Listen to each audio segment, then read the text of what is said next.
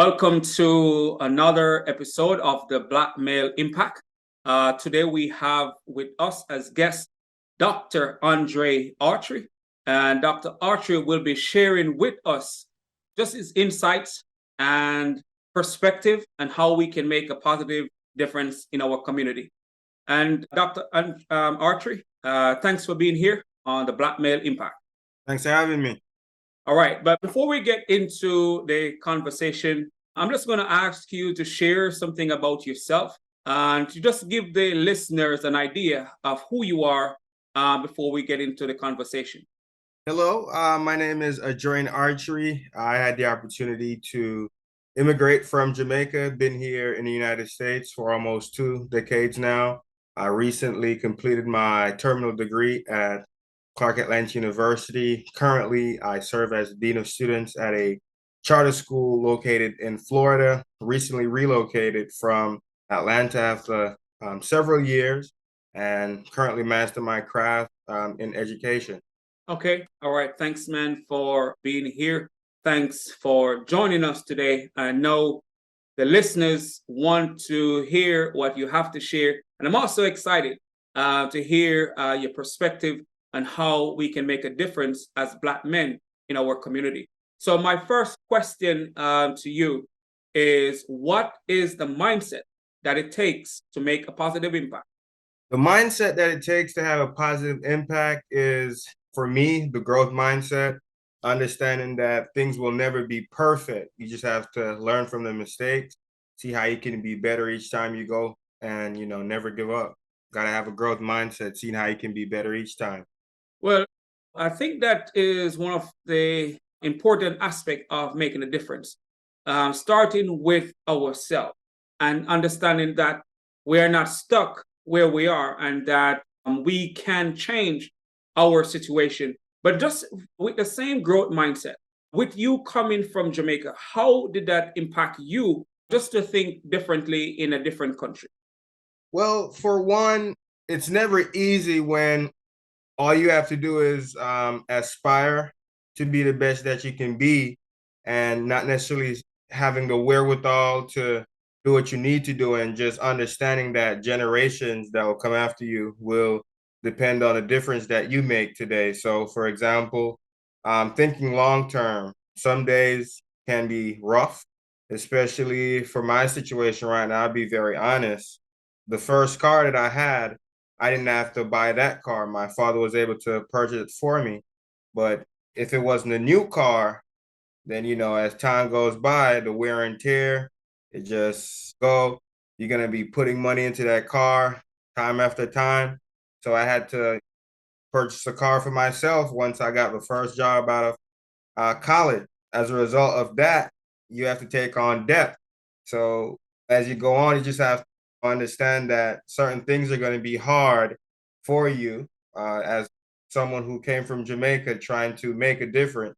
So with every decision that you make for yourself is not only for yourself, but for your children and everybody who comes after you, nieces, nephews, and just basically making certain decisions that will be able to impact others. So the lifestyle that you had to live, they don't have to live. So for me, that's how I look at it, thinking holistically, trying to ensure that the life that I live is not just for me, but for others to come.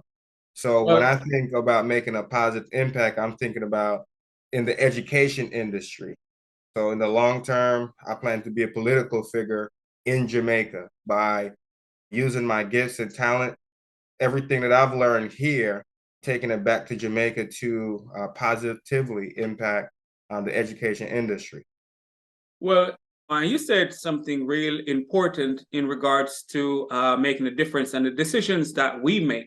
Because even if we don't know, even if we're not making these decisions or what we do for someone immediately around us, other people are watching us. So we have to be mindful of the decisions that we make. And I think that's a valid point, especially as Black men, because we are now being an example for those coming after us. And we have to take that in consideration when we're thinking about making a difference or making a positive impact. And I appreciate that perspectives. And I'm going to go into the next question. What advice do you have for the men listening on how they can play a role in creating positive change? That's a great question. I had the opportunity to do a book launch not too long ago, and it was very interesting to hear from I think it was 5 or 6 other men, and they're talking about their life stories. And it's very interesting how everyone can have a different perspective on how we can share with others and our struggles and how they made a U-turn, restored hope. One conversation that I remember in particular was a young man who unfortunately lost a family member. I believe it was due to gun violence. And sometimes as adults, we're trying to make an impact in the community, but essentially we have to make an impact in our family. So that's how I see things being for the better. If we help one another as family, we wouldn't have to necessarily go out in the community. We should take care of home first. So that's how I see us making an impact. So with the Black family, earlier I was watching a video, and a woman, she asserts that in no other ethnicity or race you see other women labeling themselves as independent. It's only within our community where we hear, "Oh, I'm a strong, independent Black woman." And essentially, family is very important. So I think that's how we can solve most of the issues within the Black community, through family. And we have to take care of home first before we go out in the actual community trying to make a difference. Because sometimes I see others trying to mentor others outside of their family, but I'm like, no, you have to start at home. Well, I think that's important because family has been a big part of the Black community before now, especially in the earlier 1900s, 1920, 1930, 1960s, and stuff like that. That was a big part of, especially during the time when they have emancipation and stuff like that, when Black people start to have their ground, have form of solid foundation. That has played a critical role in our progress. And I think going back to that will help us make more progress, because once we are strengthened within our family, I think that will help to make a lot of difference in society, because together we'll be stronger, and we need strength to go forward and change some of the perspective that society have placed on us as Black people. And that's a valid point. And as I think you were saying something that I don't recall it right now, but I want to get back there, because you were saying, I don't remember the point exactly. So let me keep going, and then if it comes back to mind, because I think it was important, and I just want to have you talk a little bit more about it, because I know it will be beneficial to the listeners. So I'm going to go into the next question. And most of these questions are similar, but just to give a perspective from different angles, so the listeners, something may resonate with them as individuals. How can we, as Black men, help to change the narrative today? I know you touch on family. It could be other aspects of what we can do as Black men to change the narrative. As Black men, we can change the narrative by representing ourselves to the best of our ability. For example, your show, it's highlighting Black men who are doing wonderful things. And essentially, we all struggle. This is a very candid conversation where I relate to you, you relate to me. So by changing a narrative, just being very honest, not sugarcoating things, and just sharing the real struggle. And it's very difficult to do so because we also have the mainstream media that puts out the narrative that they want to put out. So we have to do the counter narrative, storytelling, and telling who we are. So I think you're doing a wonderful job of doing that. So thanks for having me. Oh man, thanks for being here. And as you said, we need to highlight the things that are good, to counter the negative aspect of what's been put out there about us. And we can't wait for mainstream media to do that. As you highlighted, that shows like this can be beneficial in helping to change the narrative and how we as Black men have been perceive. But what I wanted to get back to, and it's the book that you have published where you collaborate with other Black men. I know you shared just a little bit of what stood out, but is there anything that was common among the Black men stories that you think could be a learning point for the listeners? At the end of the day, something that is common that I would like to share is that we all struggle with social media. It is a place where we all come and we have a facade and we make it seem as if everything is fine and dandy. But at the end of the day, we share the good. We don't necessarily share the struggles. Most people don't always share the struggles. So it was very great. It was a very great opportunity to understand the backgrounds of others who are successful and how they overcame the obstacle.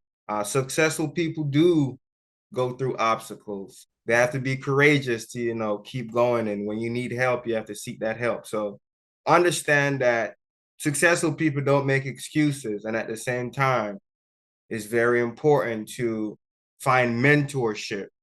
It's very important that you understand that you are not the only one who will face this battle as it relates to you being on your journey to achieve success.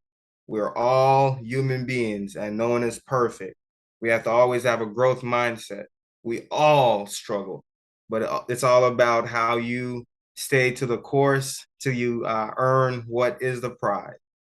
And I want to just highlight one of your recent accomplishment outside of the book, being that you graduate with your doctorate degree and not yet 30.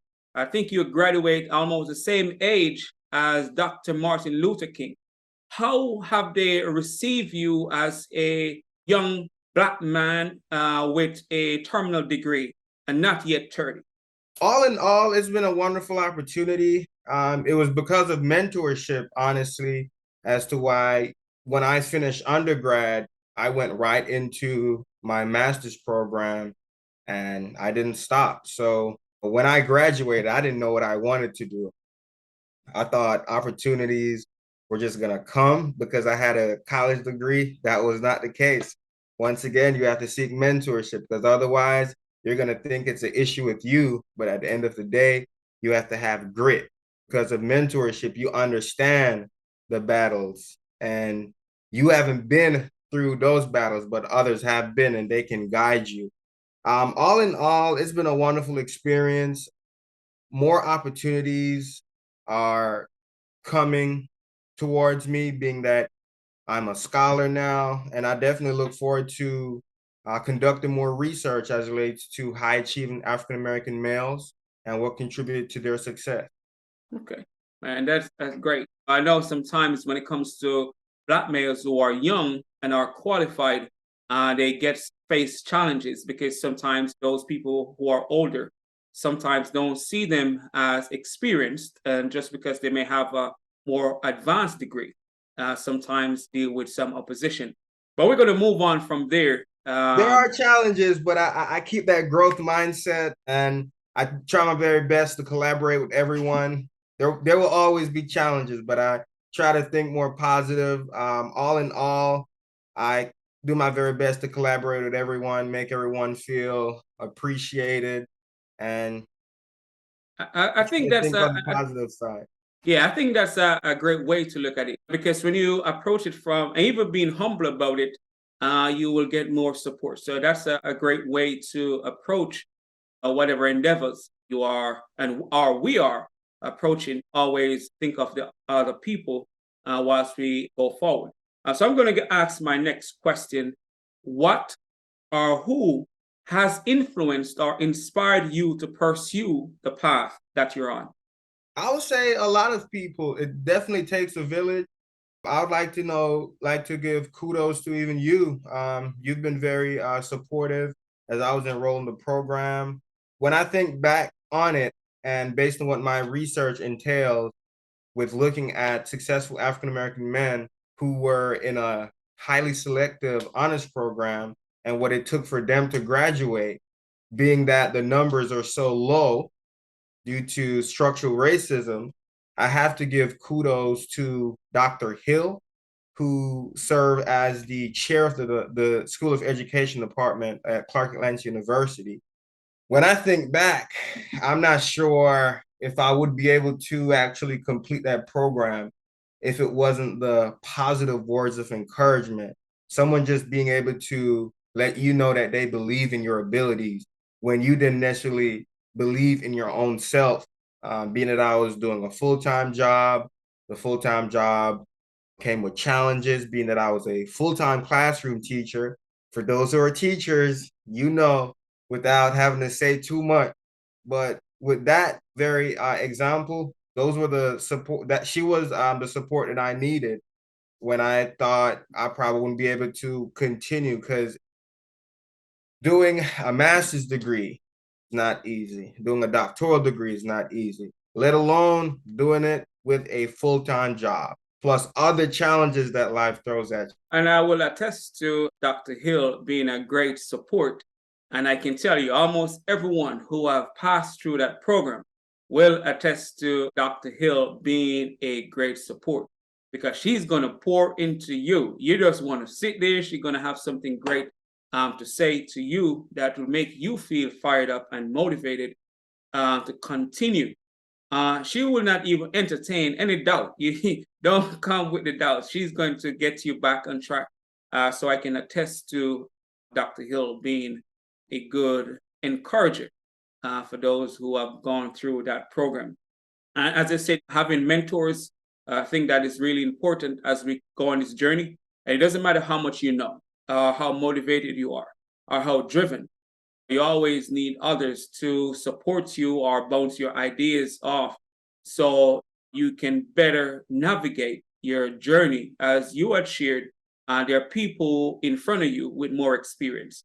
As Black men, we have to be okay with getting help and support from others. So I appreciate sharing that perspective, and it's a great reminder to us all as we continue on our journey.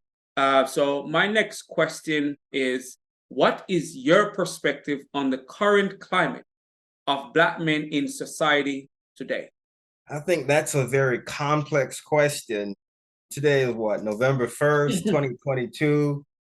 In current event, one member of the popular rap duo or trio, Migos, they recently lost a family member who was a Black man. Condolences to his family. In other news, we usually see what's going on with police brutality, the issues that we have to face as Black men.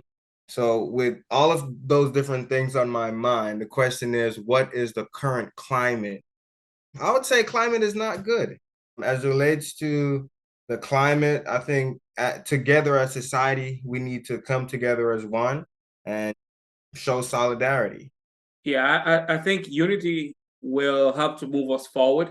But you highlight those points, and I saw where a lot of celebrities today were talking about it, and some even encouraged student athletes to stay where they were and don't go into their communities because of what happened, because we don't know the extent of what happened, but those are some of the things that are happening within our community, and where we as Black men have to see the value in each other, not to. I know society may treat us some type of way, may treat us at times as second class, may see us as less than or not enough, but we have to make sure we don't see each other in that light, because if we don't change our perspective of us, we're gonna keep saying, oh, others need to, but we also need to change. But also, if I should say, being that you graduate with your doctorate at a young age, there are still some positive within, and there are others that are doing great. But yes, we still have a lot of work to do in moving forward in painting that picture, not just for us, but for the next generation. But those 2 points that you shared, I think they are important in regards to what we need to be looking at and how we need to address some of those issues internally. And as you mentioned, solidarity will help to move us forward. We need to become our brother's keeper if we're going to move this needle forward in a way that the evidence is seen even if you're not looking for it. So I appreciate that perspective. My next question is, what change do you want to see in general amongst Black men? And as you said, solidarity, but what other change would you like to see amongst Black men? The change that I would love to see among other Black men is the ability for them to attend college and get a well-deserved education. That is not an easy task due to several obstacles that they have to face. According to the research, unfortunately, 2/3 of African American men do not graduate within 6 years.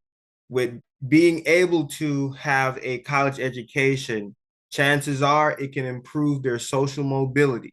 So that is one thing that I'd love to see improve over time as it relates to the social mobility of the Black family.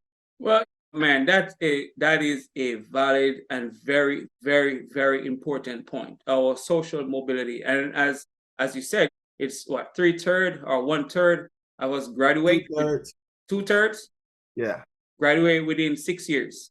2/3, unfortunately, do not graduate Oh, with do it. not. Okay, okay, okay. And most people attribute that to structural racism as it relates to several different things. Okay, and I can agree. Yeah, once that change, because as you said, with an education, it increased our chances of social mobility. And once we are progressing in society, that helps with our growth and change our family structure too, because then we'll be able to provide for our families and stuff like that. So getting the education gives you a better chance of making progress. And I like to tell people when I'm talking that human beings are the most, what I would say, the most important in our community. So, and males are very important. So if we want to see change and growth in our community, what can be done to help those who want to further their education? Because there are Black men out there, or just people in general, that may want to further their education, but maybe, as you said, structural racism or other things that may be preventing them from going. Because if you don't have the means to go and get your education, then you may decide not to. So that's something that is worth looking into, and with Black men in regards to education and with our progress. So I appreciate that perspective. I think that is really important as we go forward. So my next question is, what was a pivotal moment in your life? A pivotal moment in my life is being able to attend college. When I think back to the moment of getting ready to graduate from high school, and I graduated as valedictorian, and I gave my valedictory speech, and I was proud of myself. And every now and then I think back, what if I didn't attend college? And then I look at others who graduated high school with me, and I compare myself. And without the generous contributions of the Bill and Melinda Gates Foundation, I wouldn't be able to attend college. Financially, I'm pretty sure I would be able to take out a loan, but at the end of the day, we all understand that come with challenges every now and then. So a pivotal moment for myself was being able to attend college and graduate. It put me in a different mindset. I think differently. I try to use the knowledge that I've received in trying to be a change agent. For example, I'm not just trying to become an educator. I'm trying to be a change agent, trying to go back to Jamaica, be a political figure. I see many challenges, social problems that the country is facing. And if not me, then who? I feel as if I need to go back and make a change. So by being able to attend college, I was able to see that I have a gift as it relates to advocacy. So in the near future, I plan to go back to Jamaica and make a difference. So that is a pivotal point of my life, being able to attend college, the illustrious Clark Atlanta University. We go by the mottos, the dual mottos, culture for service, and I'll find the word make one. So being able to attend Clark Atlanta was a pivotal moment in my life. Okay, that's well received. And I know what Clark Atlanta do provide. Once you've been in that space, just even knowing the history of the culture and stuff like that, you just feel empowered just for being there. So, because I too was there, so I understand. But did you start when you got the scholarship? Did you get it straight from Jamaica, or you got it whilst you were here? I got it when I graduated high school, when I was a senior in high school here in Atlanta. I graduated from Thurl High School, a high school located in Atlanta, Georgia. So I got it at that time. Oh, so you're a valedictorian at the high school here. Indeed, indeed. Man, that's awesome. Some I've come across a few recently where they were saying a black male is the first valedictorian at this high school, a valedictorian at that high school. So that's a major accomplishment. That shows your dedication for your own growth. That shows the discipline to improve. That shows your dedication and commitment to excel. And that's why you were able to almost graduate at the same age at Dr. Martin Luther King. And that's really commendable, I tell you. Thank you. That's really commendable, man. Thank you. And it shows a lot, your commitment and dedication for your own growth. And being that you want to be a change agent, I think you're right on track to do the things that you want to do. So keep up the good work. Thank you.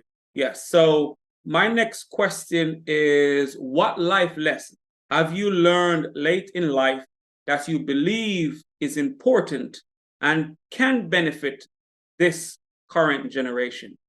A life lesson that I learned recently, not by my mistake, but by looking at others' mistake, is just basically being humble. It's very important to be humble. I think I'm gonna mispronounce her name, but you know who I'm referring to. Yes. Sha'Carri Richardson, the athlete, the runner. Yes. Shouts out to her, phenomenal athlete. When she first came on the scene and the media was hyping her up, XYZ, and then she didn't perform so well and she didn't take the loss so well, and she kind of showed her true colors. And I'm pretty sure it was hurtful for her. And that was because she wasn't humble. So I've learned from her loss to just be humble, because you never know when you're going to lose. So once you're humble, once you take that fall, others will be supportive instead of bashing you. So from that, I just learned to, be humble. Over the past couple of months, I just learned to be humble. That's a valid point. And sometimes as men, we sometimes not necessarily show our ego and stuff like that, but that's a valid point for all of us as black men as we go forward. Because we never know what will happen. This is life. Things can change at any moment, and you want to have support at times. So be mindful of how you treat the people along the journey, because we're all going to need support at some point.